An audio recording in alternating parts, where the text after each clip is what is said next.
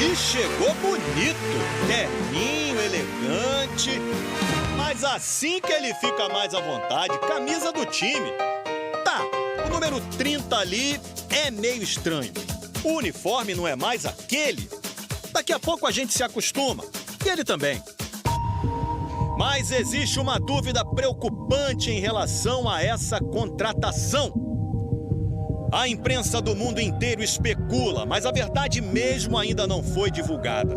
Lionel Messi vai receber por ano 214 milhões de reais ou 240 milhões de reais.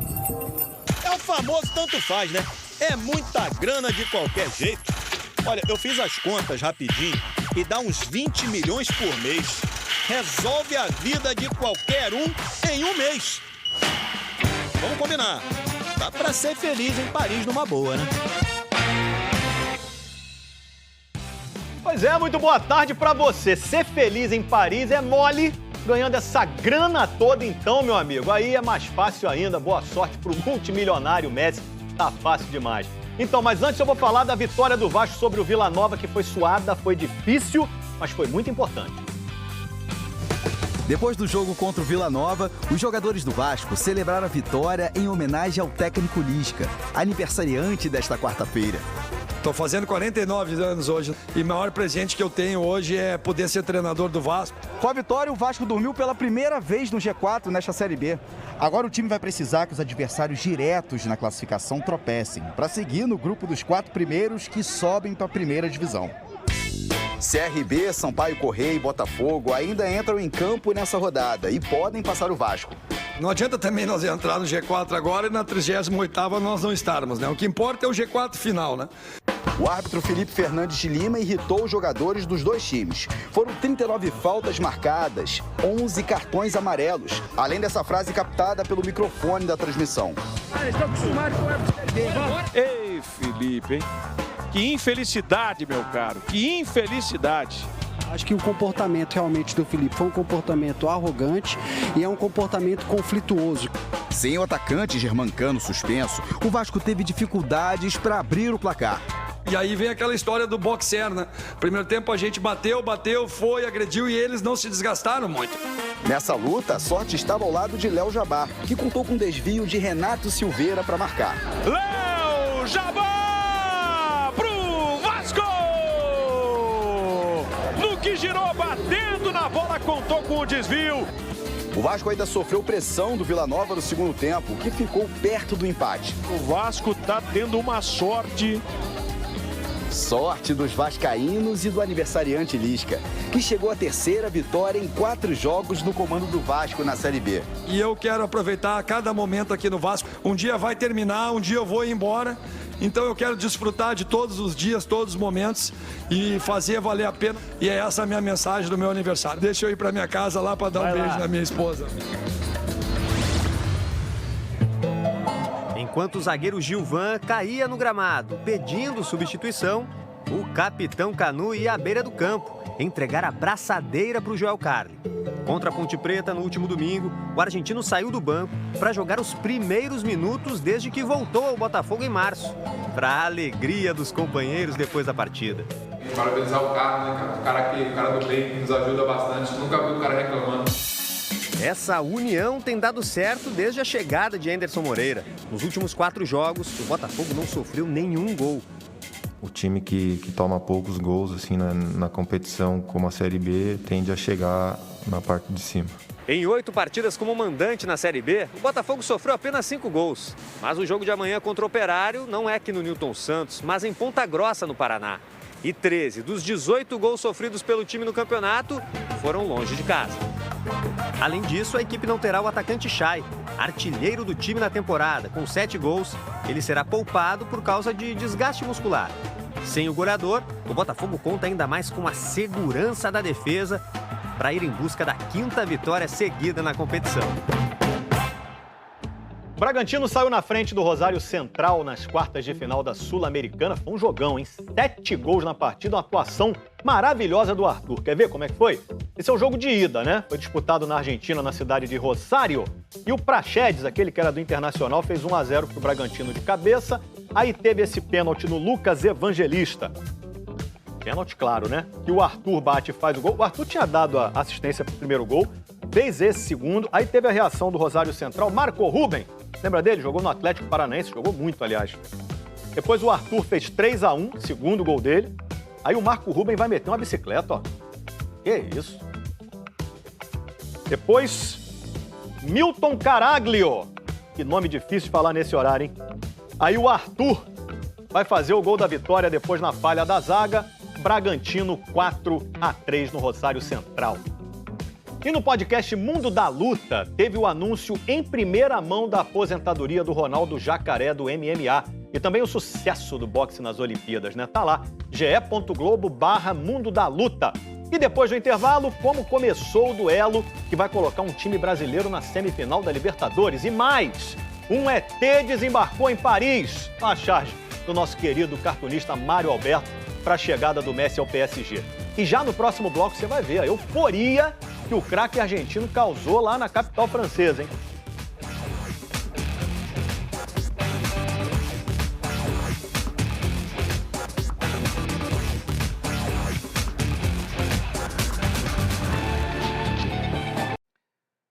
Hoje o Flamengo enfrenta o Olímpia no Paraguai. É um jogo de ida das quartas de final da Libertadores, preocupado com o Gabigol. Gabigol, se comporta, rapaz.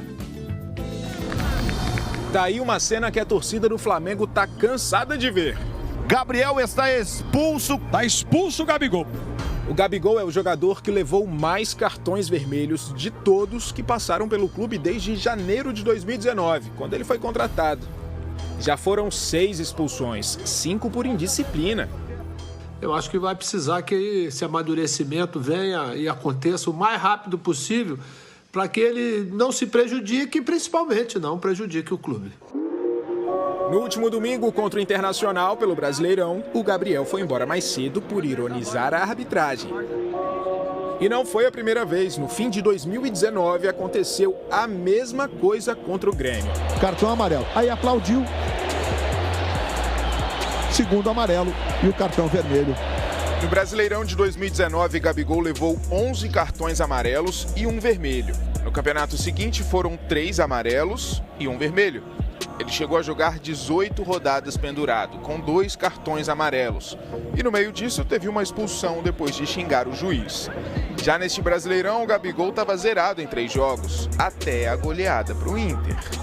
Talvez o Renato possa ser a pessoa ideal exatamente para tentar ajudar o Gabriel nesse momento, né? Até porque o Renato, durante a sua carreira como jogador, passou por alguns momentos, né, de instabilidade como está vivendo o Gabriel em relação ao comportamento.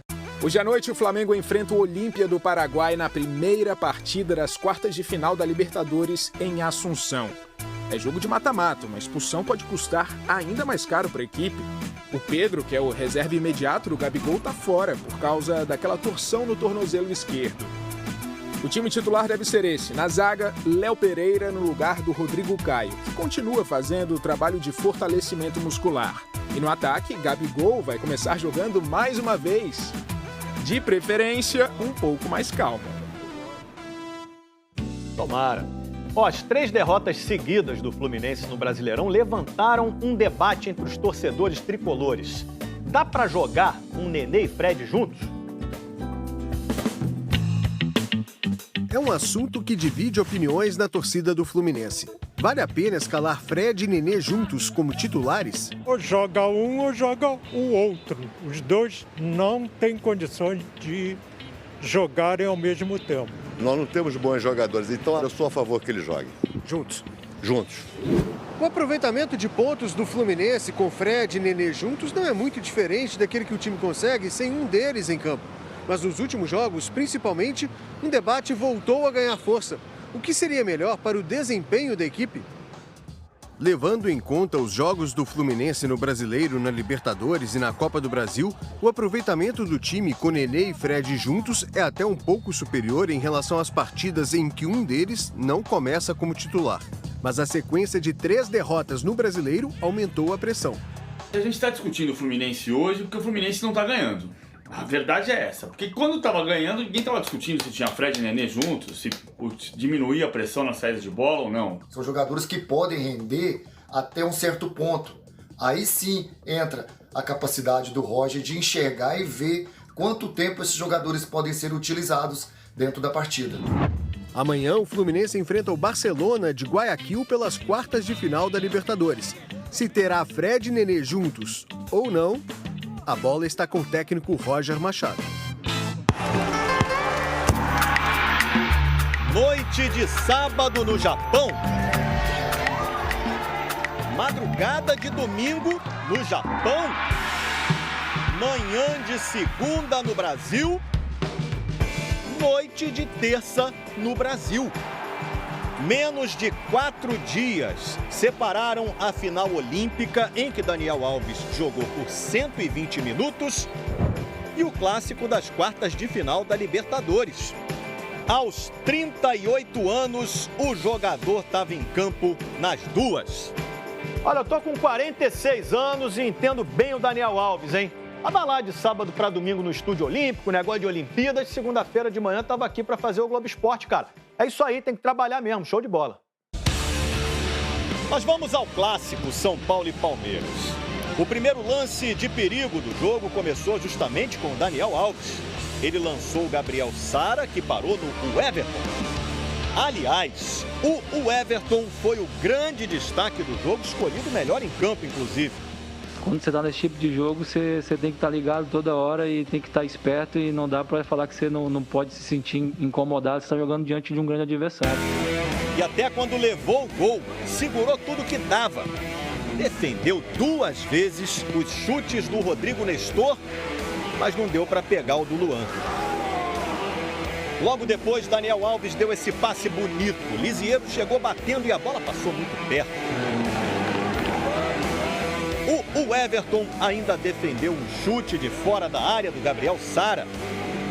Depois disso, quem teve a chance de bater de longe foi o Patrick de Paula. E o Thiago Volpe não segurou. 1-1 no Morumbi. Com certeza está equilibrado. Mesmo nós tomamos o gol de empate, a nossa equipe foi muito bem do início ao fim do jogo. Com um gol fora de casa, o Palmeiras tem uma vantagenzinha para o jogo de volta. Então, sobre essa vantagem, a situação da vaga para a semifinal da Libertadores é o seguinte: quem vencer passa.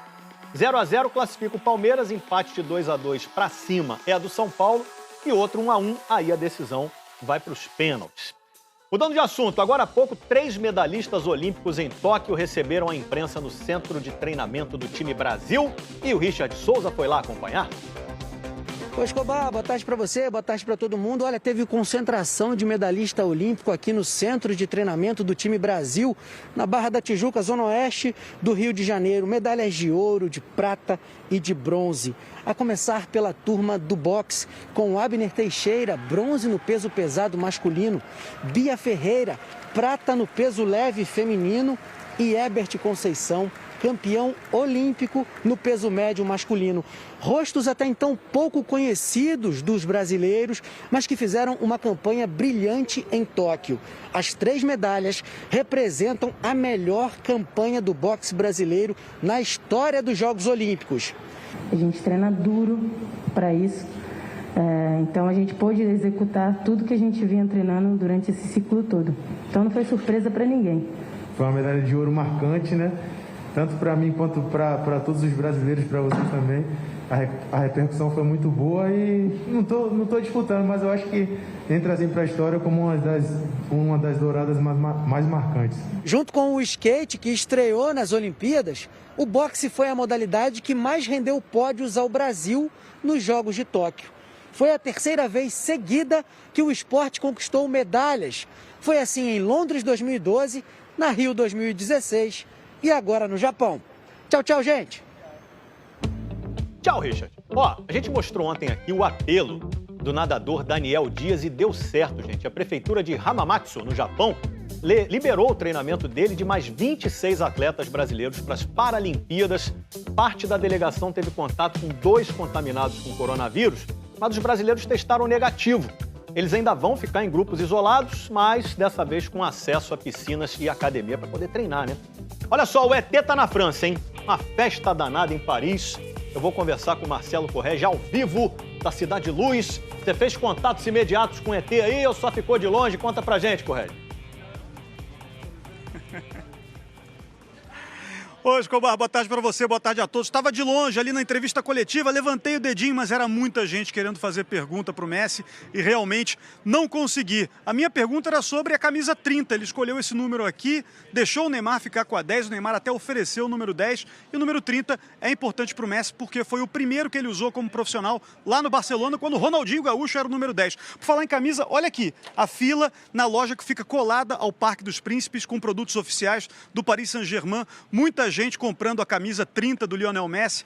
Coisa de uma hora atrás a gente teve a informação de que pelo menos 400 camisas do Messi tinham sido vendidas e elas não são baratas não, tá? 165 euros, convertendo para o real no valor de hoje, R$1.004. Foi uma entrevista coletiva de 35 minutos. O Messi agradeceu muito ao Leonardo, ao presidente do PSG, Nasser Al-Khelaifi, dirigentes que participaram da contratação dele. E ele estava bem falante. Vamos ver como é que estava o Messi. O amigo íntimo dos gramados sempre foi conhecido como um inimigo das palavras. Lionel Messi nunca gostou dessas entrevistas coletivas. Nos tempos de Barcelona, participava raramente porque era obrigado. Na apresentação ao PSG, parecia mais à vontade. Sorriso no rosto, respostas espontâneas. Afinal, ele está em Paris, mas está quase em casa com tantos sul-americanos no time. Um deles, o técnico do PSG, o argentino Mauricio Pochettino. Quando começaram as conversas, a primeira coisa que eu fiz foi falar com o Pochettino, porque já temos uma relação, somos argentinos, isso facilita as coisas. A comissão técnica e os jogadores do PSG fizeram a diferença. Neymar, Di Maria, Paredes, todos os que eu conheço no vestiário pesaram muito na minha escolha. Pesou também a lista de jogadores que vêm de outros cantos do mundo, a começar pelo principal francês do elenco, o Mbappé. Ele andava com papo de sair do clube após essa temporada, ao final do contrato, mas parece que os ventos mudaram. Ele disse publicamente que queria uma equipe competitiva. Acho que agora não dá para dizer que não temos um time competitivo. Não tem mais desculpa. Porque esse é o PSG de Messi, Neymar e Mbappé, mas também é do goleiro Donnarumma, do Verratti, do Sérgio Ramos, do Marquinhos. Um time comparável aos Galácticos do Real Madrid no início dos anos 2000. O que aquele time ensinou é que ninguém ganha título pela escalação no papel. E o Messi chegou com a clara missão de ganhar a Liga dos Campeões, que o PSG jamais conseguiu. Às vezes você pode ter a melhor equipe do mundo e não ganhar. Isso é futebol. Pequenos detalhes podem te deixar de fora. O PSG já esteve perto de ganhar a Liga dos Campeões e não conseguiu. Também é preciso um pouco de sorte. Nem sempre ganha o melhor. O melhor jogador do mundo em 6 temporadas chegou com tudo. Deu um alô para os milhares de torcedores do lado de fora do Parque dos Príncipes. E uma voltinha de terno e gravata pelo gramado. De uniforme, deve demorar um pouco mais. Estou vindo de férias, mais de um mês parado. Não sei quando vou conseguir estrear. Certamente vou ter de fazer uma pré-temporada e me preparar bem. Não tenho uma data, mas quero jogar logo. E quando decidirem que eu posso, vou entrar com muita vontade. Messi animado é certeza de alegria. Para a torcida parisiense, claro. Mas para quem ama o bom futebol também. Messi, Neymar, Mbappé, Di Maria. Se organizar a defesa direitinho, dá pra ganhar não, hein? Timaço. Boa sorte pro Messi, pro Neymar também, querido. Tchau, gente. Até amanhã.